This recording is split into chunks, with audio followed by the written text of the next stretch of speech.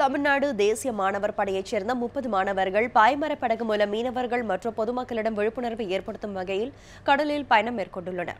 கடலில் மாசு கலப்பதை தடுக்கும் விதமாகவும் பிளாஸ்டிக்கால் ஏற்படும் தீங்கு குறித்து பொதுமக்களிடம் விழிப்புணர்வை ஏற்படுத்தும் பொருட்டு கடந்த 10ஆம் தேதி புதுச்சேரியிலிருந்து தமிழ்நாடு தேசிய மாணவர் படையைச் சேர்ந்த 30 மாணவர்கள் பாய்மரப் படகு மூலம் பயணத்தை துவங்கினர். கடலூர், பழையார், பொறையாறு ஆகிய இடங்களுக்கு படகு மூலம் சென்ற மாணவர்கள் நேற்று நாகப்பட்டினம் துறைமுகத்தை வந்தடைந்தனர். அதனைத் தொடர்ந்து வேதாரண்யம், ஆற்காட்டுத்துறைக்கு இன்று பயணத்தை துவங்கியுள்ள மாணவர்கள் மீண்டும் படகு மூலம் புதுச்சேரி திரும்பினார்கள். இங்கிருந்து அப் அண்ட் டவுன் 480 கிலோமீட்டர். அப்புறம் நடுவில் சோசியல் சர்வீஸ், அதாவது தண்ணி மரம் நடுறது, பிளாஸ்டிக்கை ஒழிப்பு பற்றி சொல்கிறது, விழிப்புணர்வு பண்ணுறது, இந்த மாதிரி நிறைய சோசியல் சர்வீஸ் பண்ணிட்டு வரோம். இதனால் நேவியில், ஆர்மியில் இதுமாரி ஜாயின் பண்ணுறதுக்கு எங்களுக்கு யூஸ்ஃபுல்லாக நிறைய சர்வீஸ்.